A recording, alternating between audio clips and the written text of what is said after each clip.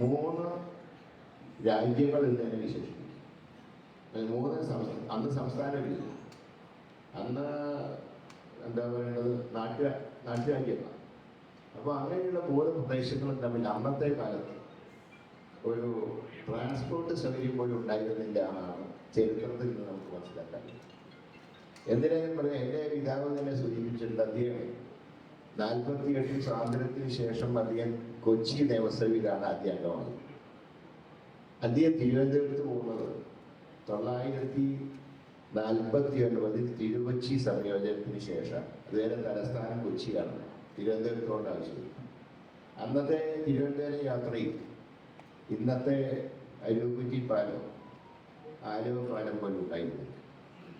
കേരള സംസ്ഥാനം രൂപീകരിക്കുമ്പോൾ മലബാർ പ്രദേശത്തുള്ളവർ തിരുവനന്തപുരത്തിനെ ഭയപ്പെട്ടിരുന്നു എന്ന് പോലും പറയും. അന്ന് ഒരു ഡെലിഗേഷൻ തിരുവനന്തപുരത്ത് നിന്ന് മലബാറിലേക്ക് പോയി. അതിൽ അംഗമായിരുന്നു തിരുവനന്തപുരത്തെ സ്റ്റുഡിയോക്കുള്ള ശിവൻ സ്റ്റുഡിയോ. അദ്ദേഹം ഈ യാത്രയുണ്ട്. അദ്ദേഹത്തിന് റൈറ്റപ്പ് ചെയ്യാൻ വായിച്ചത്. അതിൻ്റെ അവരുടെ കുടുംബ സുഹൃത്തു കൂടി ഈ അടുത്ത അദ്ദേഹം പറഞ്ഞു. അദ്ദേഹം പറഞ്ഞത് തിരുവനന്തപുരത്ത് തലസ്ഥാനത്തൊക്കെ ചെന്നിറങ്ങുമ്പോൾ അവസ്ഥയുണ്ടായിരുന്നു. ഒരുപാട് അതിശയോക്തി എന്ന കഥകളൊക്കെ പ്രചരിപ്പിച്ചിട്ടുണ്ടല്ലോ തിരുവിതാംകൂറിനെ കുറിച്ച്. അതൊരു ഭയമുണ്ടായിരുന്നു മലബാറിൽ. അപ്പം അങ്ങനെ ഉള്ള കാലഘട്ടത്തിലും എത്രയോ വർഷം മുമ്പാണ് ഒറ്റപ്പാല സമ്മേളനം.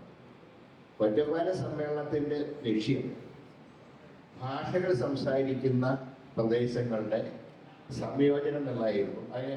അതാണ് കേന്ദ്ര AICCയുടെ ആഹ്വാനം അനുസരിച്ച് അതാത് ഭാഷകൾ സംസാരിക്കുന്ന നാട്ടുരാജ്യങ്ങളുടെ സംയോജനം എങ്ങനെയാണ് അന്നത്തെ അതിനെക്കുറിച്ച് പറഞ്ഞിരുന്നത്. അപ്പോൾ അത് നടക്കുമ്പോൾ ഒറ്റപ്പാലത്ത് നടന്ന സമ്മേളനത്തിൽ ഇന്നത്തെ കേരളത്തിനെ കുറിച്ചായിരുന്നില്ല അന്നത്തെ ആശയം. അതായത് തെക്ക് കന്യാകുമാരി മുതൽ വടക്ക് ഗോകർണം വരെയുള്ള പ്രദേശത്തു നിന്നുള്ള പ്രതിനിധികളാണ് 921 ഒറ്റപ്പാലത്ത് സംബന്ധിച്ചത്. പക്ഷെ പിന്നീട് എന്തുണ്ടായി? തിരുവിതാംകൂർ സംസ്ഥാനത്തും തിരുവച്ചി സംസ്ഥാനത്തിൻ്റെയും ഭാഗമായിരുന്ന കന്യാകുമാരി കേരളം വന്നപ്പോൾ നമുക്ക് നഷ്ടപ്പെട്ടു. അതേസമയത്ത് ഗോകർണം ഒരു കാലത്തും നമ്മുടെ ഭാഗമാകാൻ സാധിച്ചില്ല.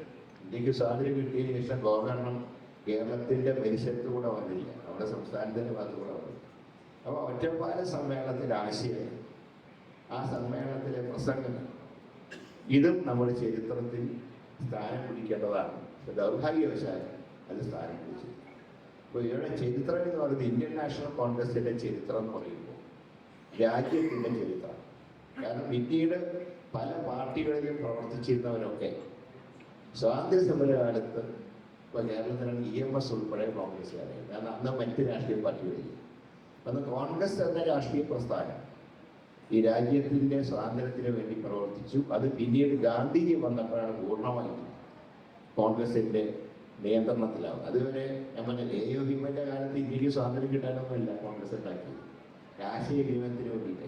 പക്ഷെ പിന്നീട് ആ കോൺഗ്രസ്സാണ് ഇന്ത്യയുടെ സ്വാതന്ത്ര്യത്തിന് വേണ്ടി പ്രവർത്തിച്ചത്. ആ കോൺഗ്രസ്സിലെല്ലാം പിന്നീട് കോൺഗ്രസ് വിട്ട് ഭയമാറ്റിയിൽ ചെന്നവർ അന്ന് കോൺഗ്രസ്സിലില്ല.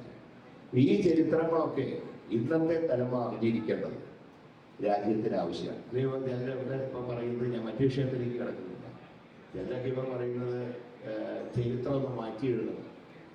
ഈ ചരിത്രം മാറ്റാൻ ആർക്കും കഴിയില്ല. ചരിത്രമാണ്, ചരിത്രമായിട്ടുള്ള സത്യമാണ്.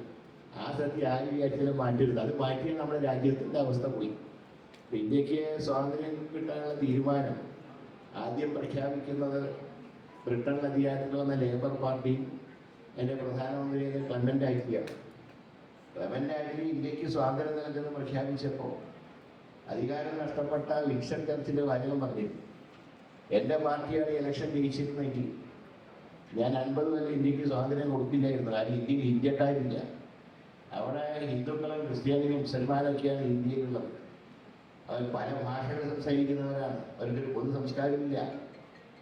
അങ്ങനെയുള്ളൊരു രാജ്യത്തിന് സ്വാതന്ത്ര്യം കൊടുത്താൽ ചിഹ്ന ഭിന്നമാവും. പക്ഷെ ആ ആശയത്തിന് അത് മനസ്സിലാക്കിക്കൊണ്ട് അത് ആവർത്തിക്കാതിരിക്കാനാണ് മഹാത്മാഗാന്ധി അതിനുള്ള സജ്ജീകരണങ്ങൾ നേരത്തെ തുടങ്ങി. അതാണ് അദ്ദേഹം പറഞ്ഞത് പൊതുവസ്ത്രം. ഖാദി എല്ലാവരും ധരിക്കണമെന്ന് പറയാൻ കാരണം ഇന്ത്യക്കൊരു പൊതുവസ്ത്രം ഉണ്ടാകും.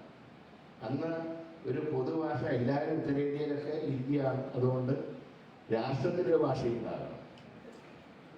പണ്ഡിറ്റ് ജവഹർലാൽ നെഹ്റു പറയുന്നത് വിപുലീകരിച്ചു. അദ്ദേഹം പറഞ്ഞ 3 ഭാഷകൾ നിങ്ങൾ നിർബന്ധമായിട്ട് അറിഞ്ഞിരിക്കണം. ഒന്ന് അന്താരാഷ്ട്ര ഭാഷ, അത് ഇംഗ്ലീഷാണ്. മറ്റ് രാഷ്ട്രങ്ങളിൽ അതുപോലെ നമ്മുടെ രാജ്യത്തിൻ്റെ ഭാഷയുണ്ടാവും, അത് ഹിന്ദിയാണ്. അതോടൊപ്പം മറ്റൊന്നും കൂടെ നീ പറഞ്ഞു, നിങ്ങൾ ഏത് സംസ്ഥാനത്താണോ ജീവിക്കുന്നത് ആ ഭാഷ നിങ്ങളുടെ മാതൃഭാഷ നിങ്ങൾ അറിഞ്ഞിരിക്കും. അതാണ് ത്രിഭാഷാ പദ്ധതി നെഹ്റു പ്രഖ്യാപിച്ചത്. ഇങ്ങനെയൊക്കെയുള്ള പല സത്യങ്ങളും ഇന്ന് ലോകത്തിന് അറിയിക്കേണ്ടത് നമ്മുടെ ചുമതല. കാരണം ഇതിനോടൊക്കെ ഇതിലൊക്കെ വെള്ളം ചേർക്കാൻ ഇതിലൊക്കെ താല്പര്യപ്പെടുമ്പോൾ അങ്ങനെ വെള്ളം ചേർത്താൽ നമ്മുടെ ചരിത്രം നഷ്ടപ്പെടും. ചരിത്രം നഷ്ടപ്പെട്ടാൽ രാജ്യത്തിൻ്റെ പ്രസക്തി നഷ്ടപ്പെടും.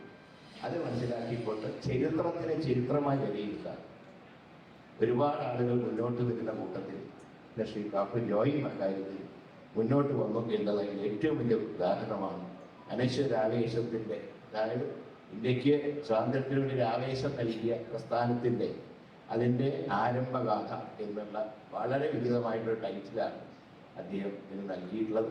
ഏതായാലും ഈ സംരംഭം തികച്ചും നമ്മുടെ നാടിനും നമ്മുടെ ഭാഷയ്ക്കും നമ്മുടെ സംസ്കാരത്തിനും മുതൽക്കൂട്ടാകട്ടെ എന്ന് ആശംസിച്ചുകൊണ്ട് ഈ ചടങ്ങിൽ സംബന്ധിക്കാൻ ഞാൻ പറഞ്ഞത് ആദ്യമായിട്ട് ശാരദ പുസ്തകോത്സവത്തിൽ പങ്കെടുക്കാൻ കഴിഞ്ഞൊരു വ്യക്തി എന്നുള്ളത് ഞാൻ വിശ്വസിക്കുന്ന രാഷ്ട്രീയ പ്രസ്ഥാനത്തിൻ്റെ ആരംഭം മുതൽ പിന്നീടുള്ള വളർച്ച വരെ പ്രതിപാദിക്കുന്ന ഒരു പുസ്തകം പ്രകാശനം ചെയ്യാന്ന് പറയുമ്പോൾ അതിലേറെ സന്തോഷത്തോടുകൂടെ ആണ് ഈ ചടങ്ങിൽ പങ്കെടുക്കുന്നത്. ഇതിന് മുൻകൈ എടുത്ത പ്രിയദർശിനി പബ്ലിക്കേഷൻസ് ആണ് ഇതിൻ്റെ പ്രസിദ്ധീകരണം നടത്തുന്നത്. ശ്രീ സജീവ് പിള്ള ഉൾപ്പെടെ ഇൻകാസ് ഉൾപ്പെടെ എല്ലാവരും ഇക്കാര്യത്തിൽ സജീവമായിട്ടുള്ള പങ്കാളിത്തം വഹിച്ചു.